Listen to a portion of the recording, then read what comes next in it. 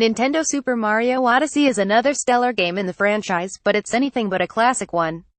For Mario's first big Switch outing, Nintendo made a surprisingly large number of changes to the series' formula.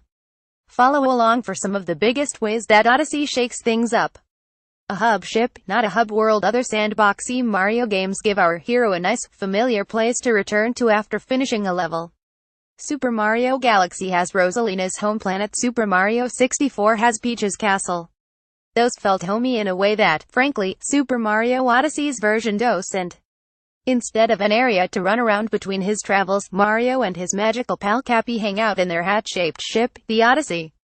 It's really quaint, maybe too quaint, but at least it has a fun costume closet to play with. Cappy and Mario look a little claustrophobic in there. Nintendo no more lives to worry about. Instead of collecting and protecting lives, Mario has a stack of coins to rely on. Every time he dies, he loses 10 coins. It's actually an appreciated change, as the game instead prioritizes giving players time to explore without any of the stress of limited lives. But what happens when he ends up with 10 coins or less? Well, and no more game overs. Either if Mario ends up completely out of coins and then kicks the bucket, there's no game over screen that boots you back to the main menu. Instead, he'll just end up back at whatever location he last exited from. As we wrote back in July when Nintendo first revealed this change, this is bittersweet. It's not like we ever enjoyed losing our progress and starting over, but it's an iconic feature nonetheless. Mushrooms are missing, so there are no lives, which also means there are number 1-up mushrooms to collect. But there actually aren't any mushrooms of any kind, so don't bother looking for them.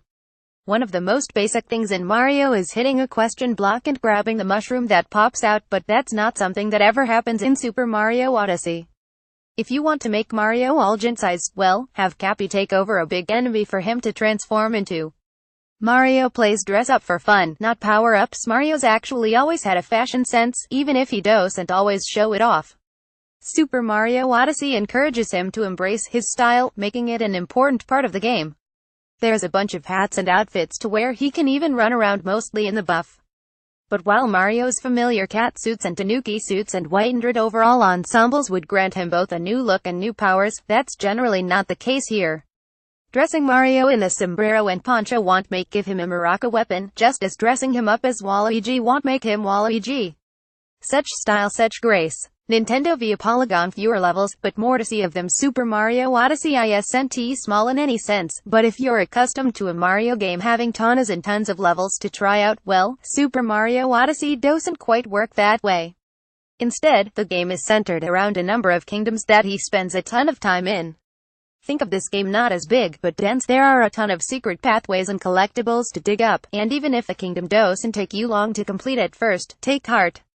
That you definitely didn't actually complete it in any sense. There's actual human beings. You all know New Donk City. You all love New Donk City. But you know what, those New Donkers are honestly kind of freaky. We thought we'd be used to seeing them by now, but not, man. Seeing actual humans with realistic proportions is still extremely jarring. It's especially weird when you consider that Mayor Pauline still has a Super Maria-style body, as does Mario. This is one change we'd be happy to see left behind with Odyssey.